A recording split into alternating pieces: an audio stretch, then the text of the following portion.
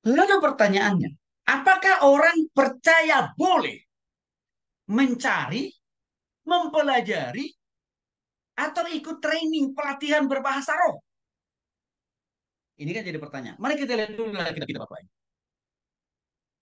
Boleh Pak Peter dibacakan dulu buat kita Pak. 1 Korintus 14 ayat 1 sampai 5. 1 Korintus 14 ayat Ayat satu 1 sampai sampai lima ya. 1 sampai 5 ya. ya. Sekali lagi Sekali tentang lagi karunia tentang roh. karunia roh. Ayat 1, Ayat 1, kejarlah kasih kejarlah itu kasih dan itu usahakanlah dan dirimu usahakanlah memperoleh dirimu karunia memperoleh karunia, terutama terutama karunia untuk karunia untuk bernubuat. bernubuat. Siapa yang Siapa yang berkata-kata dengan berkata-kata bahasa dengan roh bahasa roh tidak tidak berkata-kata kepada berkata-kata kepada manusia, manusia, tapi kepada tapi Allah. kepada Allah. Sebab tidak ada Sebab seorang tidak pun ada yang seorang pun yang mengerti mengerti bahasanya. bahasanya. Oleh roh ia Oleh roh ia mengucapkan hal-hal yang mengucapkan hal-hal rahasia. yang rahasia. Tetapi siapa Tapi yang siapa yang bernubuat, ia bernubuat, ia berkata-kata kepada berkata-kata manusia. manusia. Ia membangun, Ia membangun, menasihati, dan menasihati dan menghibur. menghibur. Siapa yang Siapa yang berkata-kata dengan bahasa berkata-kata roh, dengan bahasa ia roh, membangun ia dirinya membangun sendiri. dirinya sendiri. Tetapi siapa yang Tapi siapa bernubuat, yang ia berbuat, membangun ia jemaat. membangun jemaat. Ayat 5, Ayat 5, aku suka aku supaya suka kamu semua supaya kamu semua berkata-kata dengan berkata-kata bahasa dengan roh, bahasa roh, tetapi lebih daripada lebih itu daripada supaya itu, kamu supaya kamu bernubuat. bernubuat. Sebab orang yang Sebab orang bernubuat yang lebih bernubuat berharga lebih daripada berharga orang yang daripada orang yang berkata-kata dengan berkata-kata bahasa dengan roh, bahasa roh, kecuali kalau orang kecuali itu kalau juga orang itu juga menafsirkannya, menafsirkannya, sehingga jemaat sehingga dapat jemaat dibangun. dapat dibangun. Amin. Amin. Baik, terima kasih Pak. Nah, sekali lagi Bapak Ibu, pertanyaannya, apakah orang yang percaya boleh mencari-cari pindah-pindah gereja supaya dia mendapatkan karunia berbahasa roh? Boleh nggak itu? Atau dia dilatih oleh Pak Pendeta, Ibu Pendeta, atau WL Singers? Boleh nggak itu? Atau didiktekan, dilafalkan oleh pemimpin rohaninya? Boleh nggak itu? 1 Korintus pasal 14 ayat 1 sampai 5. Paulus begitu tegas mengatakan, yang terpenting, yang paling berharga, yang paling mahal di mata Tuhan, bukan berbahasa roh, tetapi bernubuat. Artinya apa? Memberitakan pesan Tuhan. Atau memberitakan Injil. Atau menjelaskan firman Tuhan pakai bahasa manusia. Yang mudah dipahami, mudah dimengerti oleh jemaat. Dalam artian Bapak Ibu yang dikasih oleh Tuhan Yesus Kristus. Ya, tidak perlu, tidak penting, dan tidak boleh kita memang mencari-cari, mempelajari, bahkan ikut training pelatihan berbahasa roh. Tapi ikut latihan penginjilan, harus. Ikut latihan berkhotbah, wajib.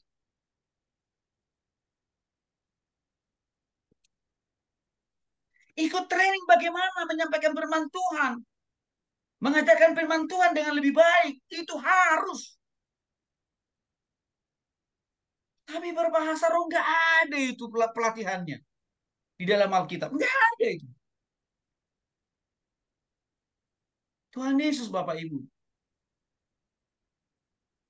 Waktu dia memulai pelayanannya kurang lebih memulai dan sampai akhir dari pelayanannya selama 3,5 tahun. Dia nggak pernah melatih para murid. Bagaimana berbahasa roh. Nggak pernah Tuhan Yesus melatih para murid itu berbahasa roh. Nggak pernah. Nggak pernah juga Tuhan Yesus mendorong para murid itu nanti kalian ikuti ya. Setiap kata-kata yang saya ucapkan kalian ikuti. Nggak pernah loh itu. Selama dalam pelayanan Tuhan Yesus bersama dengan para murid, Tuhan Yesus itu lebih sibuk untuk apa? Melatih para murid untuk apa? Memberitakan Injil. Melatih para murid, memuridkan orang. Melatih para murid bagaimana memberitakan firman Tuhan, Bapak Ibu. Nah, ada sebagian gereja-gereja Tuhan terbalik hari-hari ini. Yang tidak ada di Alkitab, itu yang dilakukan. Yang ada di Alkitab, bukan itu yang diajarkan. Jadi dengan ada kecenderungan melatih jemaatnya, melafalkan, mengharuskan dan mewajibkan jemaatnya setiap apa? Setiap ibadah mengikuti bahasa roh dari pemimpinnya, dari pendetanya. Itu kan tidak ada di Alkitab. Tapi justru itu yang dikembang-kembangin. Padahal Alkitab mengatakan, bukan itu yang paling terpenting. Bernubuat, memberitakan firman, menyampaikan isi hati Tuhan, menyampaikan Injil. Maka Bapak Ibu dikasih oleh Tuhan Yesus Kristus. Pendeta atau gereja yang dengan sengaja melatih, men-training jemaatnya untuk bisa berbahasa roh. Itu sangat bertentangan dengan firman Tuhan. Karena Yesus sendiri nggak pernah lakukan itu. Dan Rasul Paulus juga yang 70% perjanjian baru. Adalah pengalaman Rasul Paulus bersama dengan Tuhan. Juga tidak pernah Rasul Paulus memberikan latihan berbahasa. Tapi yang Rasul Paulus lakukan adalah latihan kepada orang percaya bagaimana memahami firman Tuhan, bagaimana memberitakan Injil, bagaimana menyampaikan kebenaran firman. Itu jelas.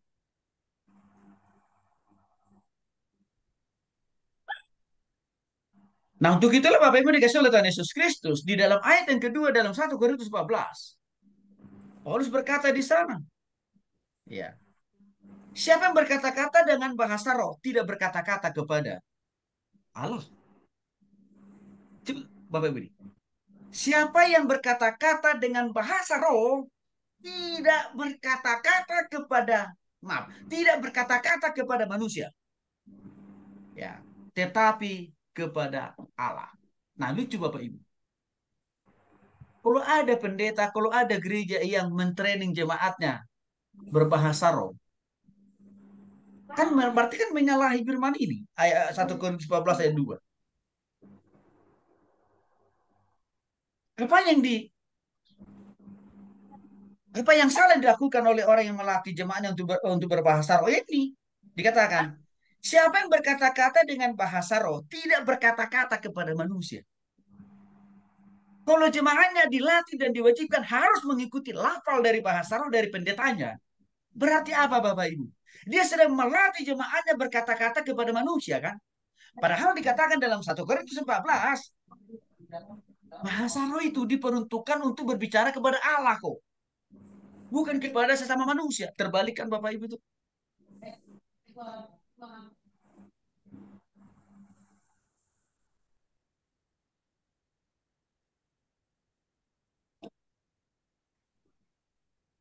Ayat yang keempat. Siapa yang berkata-kata dengan bahasa roh, ia membangun dirinya sendiri. Artinya Bapak Ibu, karunia berbahasa roh itu hanya karunia bersifat personal. Karunia yang bersifat pribadi. Dan peruntukannya juga untuk kepentingan pribadi kok. Maka untuk itulah sebenarnya Rasul Paulus melihat penggunaan karunia roh bahasa roh tidak untuk membangun jemaat secara umum. Karena itu lebih bersifat kepada membangun komunikasi pribadi bersama dengan Tuhan.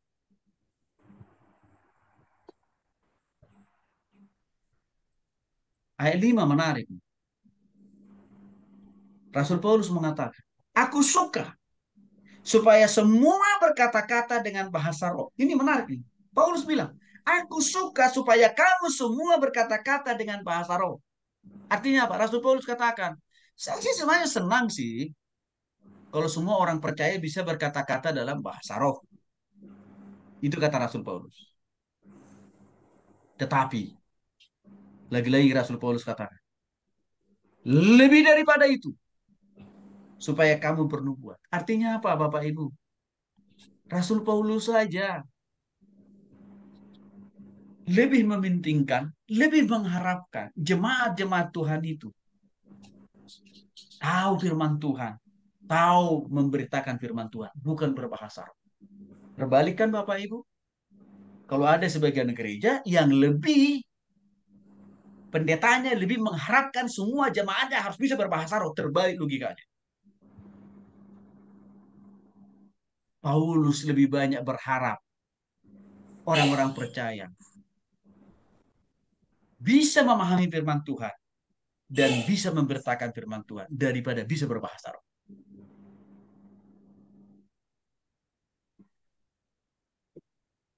Kecuali kalau orang itu bisa menafsirkan bahasa roh yang dipakai. Pertanyaannya, apakah orang yang memakai bahasa roh itu paham, mengerti arti, maksud dari bahasa roh yang dipakai?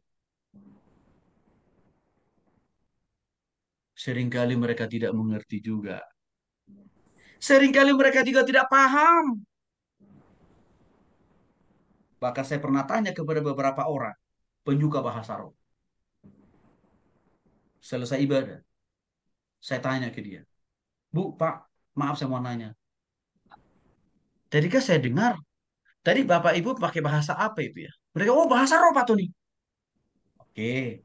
Lalu saya tanya, Bapak Ibu ngerti nggak? Pak, arti dari bahasa roh yang Bapak Ibu pakai tadi. Diam 1000 bahasa Bapak Ibu. Kenapa diam 1000 bahasa? Karena mereka tidak paham, karena mereka tidak mengerti juga. Bayangin Bapak Ibu, orang yang memakai bahasa roh itu juga tidak paham, tidak mengerti, apalagi jemaat.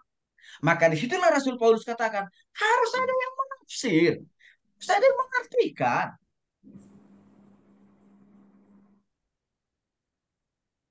Itu sangat jelas. Ya, mari kita lihat lagi. Masih di seputar 1 Korintus pasal 14. Tadi sudah dibacakan juga untuk kita. Tapi mari kita dalami lagi ayat 2, ayat 2 sampai 4. Sekali lagi Bapak Ibu. Bahasa roh itu ditujukan untuk apa? Membangun diri sendiri kok. Jadi pendeta atau gereja yang memaksa jemaatnya harus bisa berbahasa roh. Sebenarnya dia sedang mencetak jemaat yang egois. Yang individualistis. Yang hanya membangun, mementingkan dirinya sendiri. Untuk itulah, kenapa seringkali kita dengar Bapak Ibu orang yang menganggap dirinya bisa berbahasa roh, ujung-ujungnya apa? Menghakimi orang lain kan? Mendiskreditkan gereja lain kan? Bahkan memfonis orang yang tidak berbahasa, ya orang yang tidak bisa berbahasa roh belum bertobat, masuk neraka. Itu ya bahayanya. Kalau pendeta, kalau gereja hanya memperlengkapi jemaat itu hanya untuk berhubungan dengan hal-hal apa yang bersifat kepentingan pribadi. Jemaat itu jadi egois. Dan apa? Gereja itu pun jadi egois, menganggap gereja yang lain tidak punya Roh Kudus.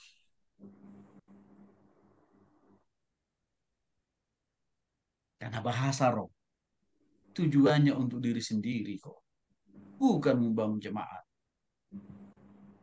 Maka untuk itu Rasul Paulus melihat dan menganggap karunia berbahasa roh tidak harus wajib, tidak harus wajib dimiliki oleh semua orang percaya, tidak harus. Maka dengan demikian, karunia berbahasa roh boleh kita cari-cari kemana-mana, kita pelajari, ya, atau kita dilatih berbahasa roh, tidak boleh. Bukan Bapak Ibu. Mari kita lihat dulu Alkitab kita. Ya, Pak Erdianto boleh Pak?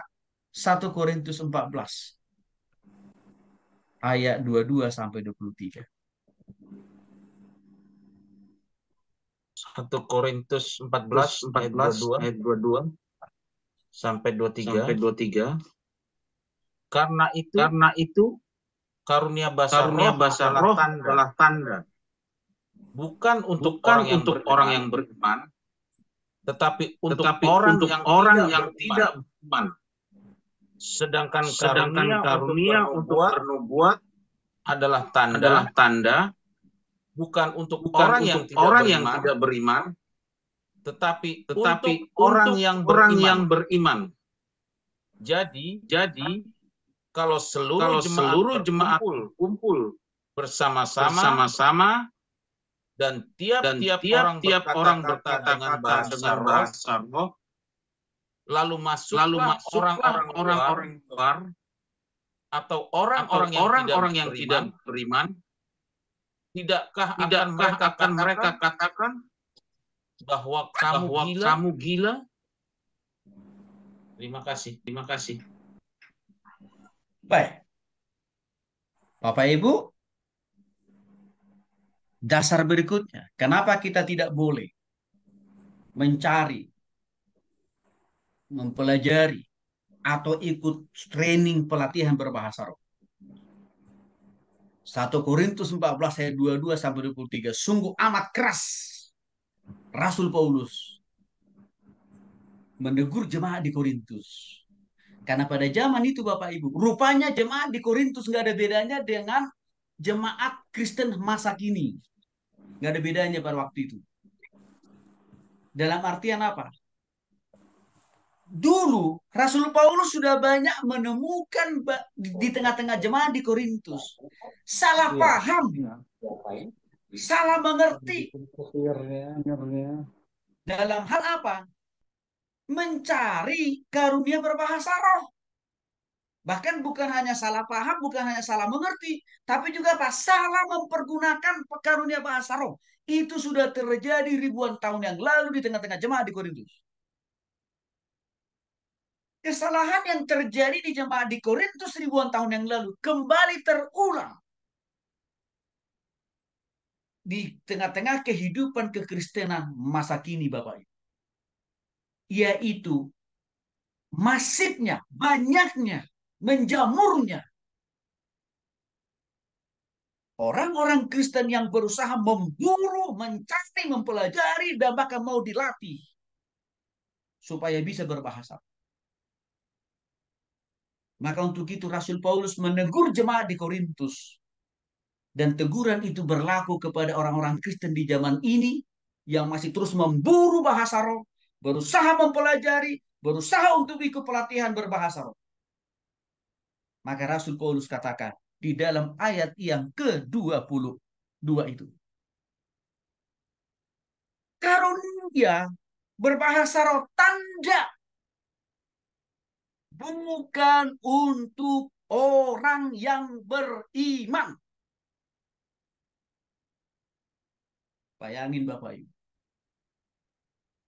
Rasul Paulus mau mengatakan, hei para pemburu bahasa roh, hei para pemakai bahasa roh, hei orang-orang yang melatih jemaatnya berbahasa roh, engkau tidak sedang melatih, engkau tidak sedang membimbing jemaatmu itu bertobat.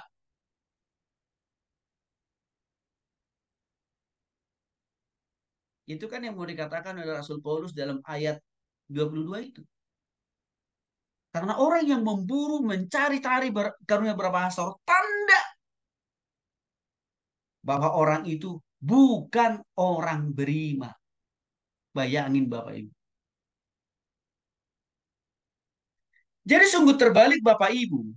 Kalau ada sekelompok orang yang karena bisa berbahasa roh, lalu dia sombong rohani, menganggap dirinya, ya, paling layak masuk surga. So Paulus katakan, orang yang mencari-cari, orang yang selalu memburu bahasa roh, tanda bahwa orang itu belum beriman. Maka kalau saya melihatnya berangkat dari 1 Korintus pasal 14 ayat 22 Bapak Ibu. Orang Kristen yang selalu memburu dan mencari-cari bahasa roh, dengan ikut training dan pelatihan bahasa roh, dia tidak sedang bertumbuh secara rohani. Dia tidak sedang dididik untuk sungguh-sungguh bertobat dan beriman. Bukan. Tapi orang itu sedang dididik untuk tidak sungguh-sungguh beriman kepada Tuhan. Maka kasihan gereja, pendeta, jemaat yang mengharuskan jemaatnya harus bisa berbahasa roh. Kasihan sebenarnya. Di samping ada penyesatan di situ tentunya Bapak Ibu. Ya, kasihan. Karena orang itu, pendetanya, jemaatnya, tidak sedang dibimbing untuk sungguh-sungguh bertobat dan beriman. Karena kenapa? Karena karunia bahasa roh itu kata Rasul Paulus, tidak bukan untuk orang beriman.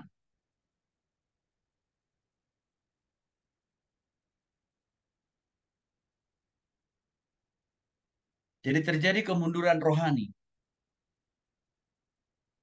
bagi orang-orang yang terus memburu dan berupaya mencari dan terus mencari berupaya berlatih untuk mendapatkan karunia berbahasa. Dia sedang mundur secara rohani.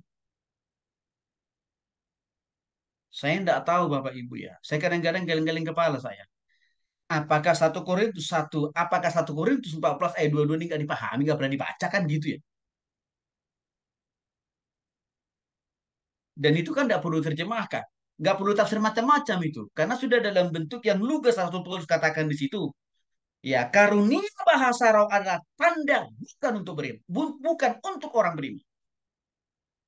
Maka dengan demikian Bapak Ibu, kita nggak usah ikut-ikutan menjadi orang yang tidak beriman, seperti orang-orang yang memburu, mencari-cari, dan ikut pelatihan berbahasa roh. Kita nggak usah ikut-ikutan. Biarkan saja mereka yang tetap menjadi orang yang tidak beriman. Marilah kita menjadi orang yang beriman. Maka dari dulu Bapak Ibu, saya tidak pernah terpengaruh ya untuk mau diajarin, dibimbing, didikte untuk berbahasa roh. Saya tidak pernah mau. Dan seringkali saya menolak. Satu saat Bapak Ibu, anak saya Natalan di sekolahnya. Lalu pembicaranya di akhir khotbahnya meminta semua kita orang tua maju ke depan.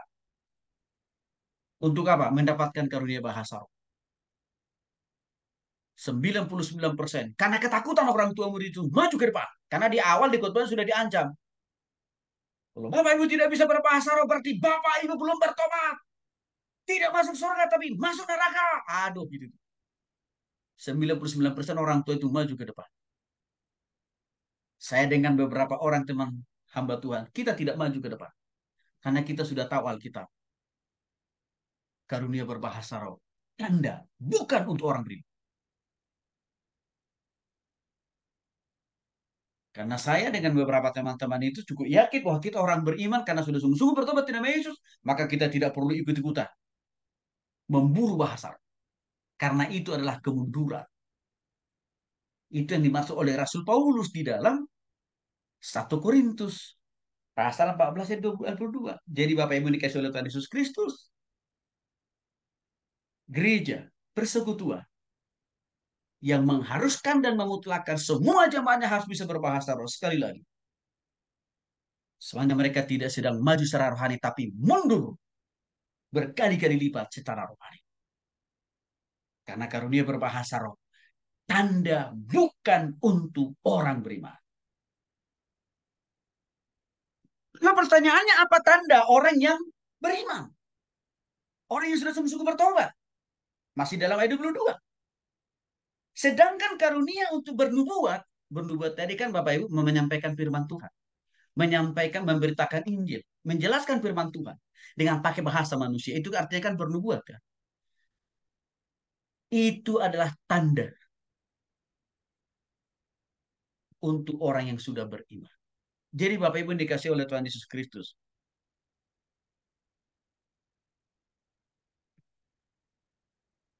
Lebih baiklah kita menjadi orang beriman. Dengan cara apa? Kita paham firman Tuhan, kita hidupi, kita ajarkan, kita seringkan. Itu tandanya kita beriman. Jadi bukan karena walaupun kita tanpa bisa berbahasa roh. Jadi untuk itu Bapak Ibu nggak usah merasa kecil hati.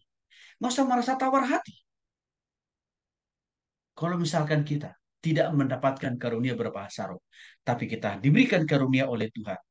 Memahami firman Tuhan, mengerti firman Tuhan, melakukan firman Tuhan, dan mengajarkan kepada orang lain. Itu sudah cukup menjadi tanda orang dewasa rohani. Harusnya itu yang dilakukan oleh para pendeta. Harusnya itu yang dilakukan oleh gereja. Dengan cara apa? Buat pelatihan penginjilan, buat pelatihan pemuritan, buat pelatihan berkhotbah. Bukan pelatihan berbahasa roh. Terbalik. Ayat 23 Bapak Ibu, ada resiko yang luar biasa terjadi di tengah-tengah jemaat. Kalau ada orang berbahasa roh, di tengah-tengah jemaat. Semuanya mereka berbahasa roh, tapi nggak ada yang mengartikan. Di ayat 23 dikatakan di sana. Jadi, kalau seluruh jemaat itu berkumpul bersama-sama dengan tiap-tiap orang berkata-kata dengan bahasa roh. Artinya begini Bapak Ibu. Jadi dalam ibadah raya, dalam sebuah persekutuan nih, ya, semua jemaat yang ada di situ semua mereka berbahasa roh. Pendetanya, WL-nya, singersnya, semuanya berbahasa roh, termasuk kolektannya.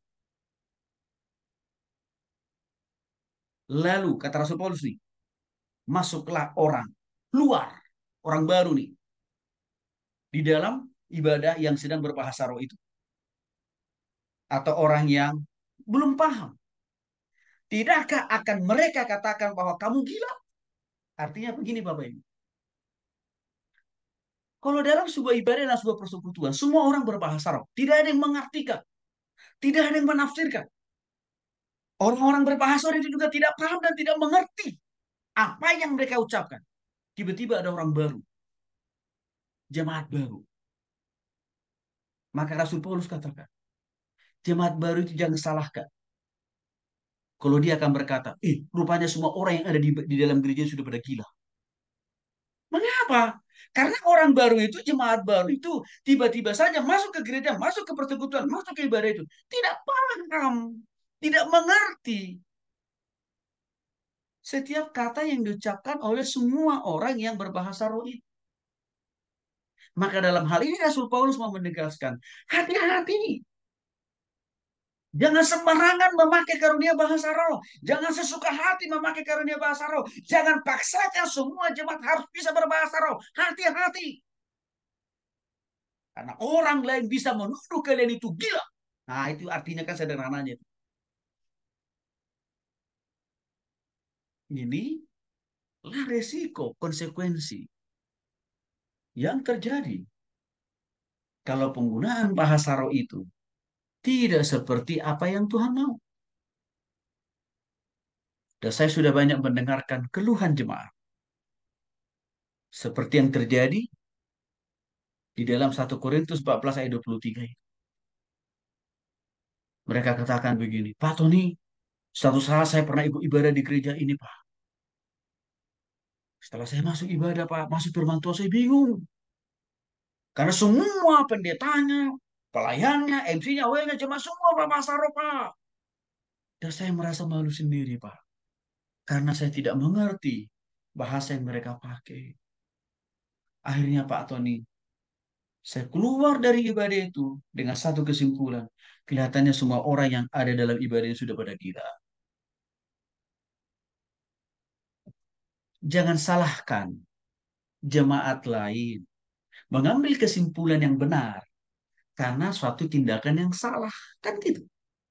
Kesimpulan jemaat itu kan nggak salah. Karena Rasul Paulus sudah ingatkan gitu kok. Maka dengan demikian Bapak Ibu dikasih oleh Tuhan Yesus Kristus.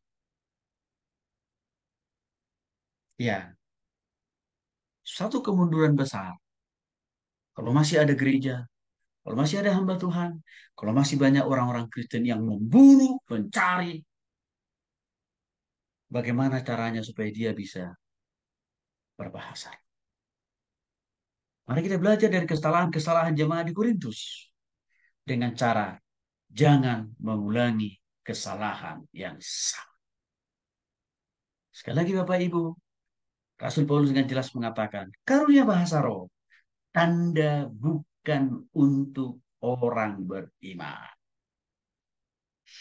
Jadi bagi mereka yang terus memburu dan mencari karunia bahasa roh, biarkan ajalah mereka menjadi orang yang tidak beriman. Tapi mari kita tetap mempertahankan diri kita menjadi orang yang beriman. Dengan cara apa? Jangan ikut-ikutan memburu dan mencari bahasa roh. Karena Tuhan memberikan itu kepada setiap orang secara pribadi lepas pribadi. Tuhan Yesus memberkati.